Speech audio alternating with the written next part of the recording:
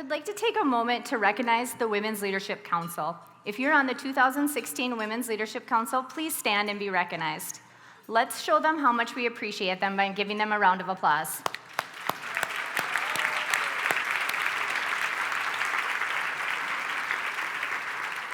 Danielle, thank you for being a special leader in our work that we do at United Way. I want you to know that you're also a part of something very special this year because this is the 15th year. This is a milestone year for the Women's Leadership Council, and we want to celebrate that with you this today and just share this excitement.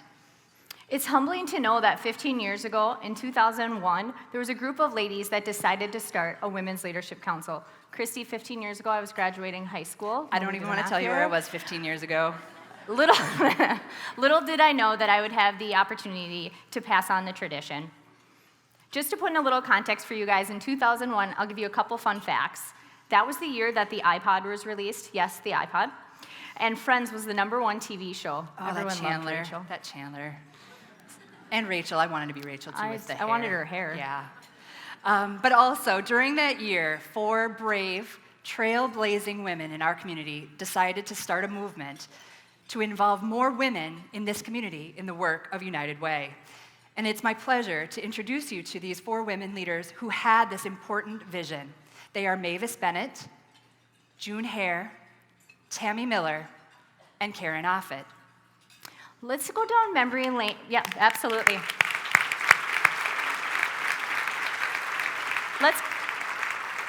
Let's go down memory lane for a moment. In 2001, 4 women decided to put on a luncheon with the United Way. At the event, they decided to recognize women that were giving to the United Way at a leadership level, which at that time was $500. They decided to invite Nancy Jones Schaefer, the former First Lady of North Dakota, to be the keynote speaker, and they held the event at the Fargo Country Club. They were ecstatic when they had 100 women attend. After the first luncheon, one of the founding members, Tammy Miller, who is now the current CEO of Border State Electric, said this: "Women's leadership was designed to celebrate women's philanthropy and encourage women to participate at a more significant level. The response from the women were greatly exceeded our expectations." I think that those 15 years later, those 2 goals that those women had for the program and for leadership in our community are still relevant. The goals were to encourage involvement of women in our community as leaders and to call attention to the positive impact that we as women have on the vital human services needs in our community. 2 of the 4 founders are here with us today. Would you all help Danielle and I welcome Mavis Bennett and June Hare to the stage?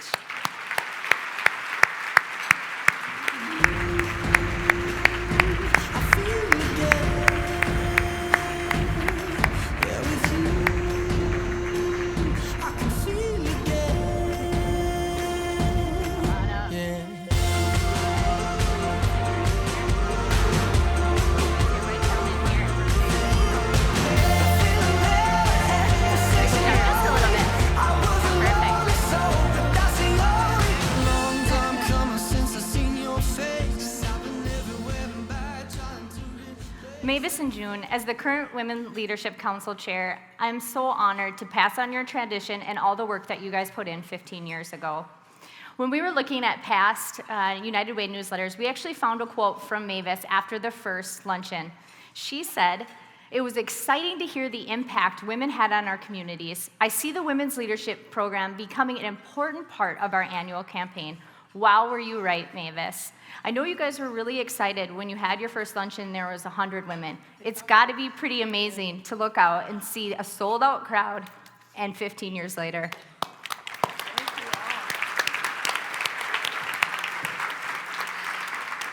Mavis, it is always so nice to see your smiling face at all of our United Way events. You are just such a champion for us, and we appreciate all your positivity, and when you give us that encouragement, it doesn't go unnoticed when you are at events. Thank you. And June, thank you for your vision and for your leadership. It was fun to visit with you a little bit before the program started, and you said, "I think I wrote out 100 invites to that first event." And it's just amazing to see what those seeds that you planted have grown into and how fruitful this has been with your vision and your leadership.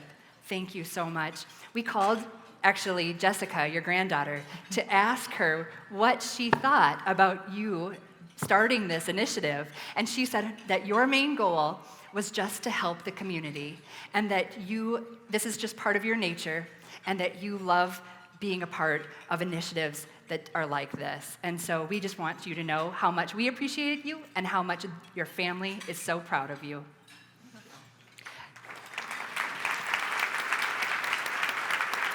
We would like to give you a very small token of our appreciation for you today that you can take with you as a way to remember. You're welcome. And put it by your bed. Yep, absolutely. You can put it wherever you want to put it. And we just want to thank you, Mavis and June, for the leadership, the vision, and for boldly starting this initiative. Thank you. Mavis and June have asked us to recognize all the people that have been on the Women's Leadership Council the past 15 years. So if you could please stand up if you've been part of the Women's Leadership Council and be recognized.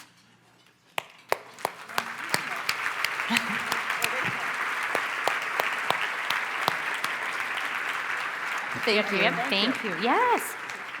You're awesome. Oh, thank you, Mavis. Thank you, June. Oh, thank you.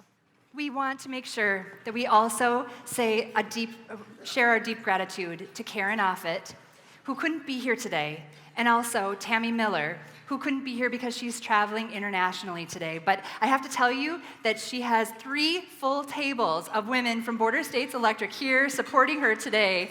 And so we thank you for being here and to showing our gratitude. If you know Karen and you know Tammy, will you please send them an email or a note just expressing your thanks to them for their leadership? That would be so helpful for us.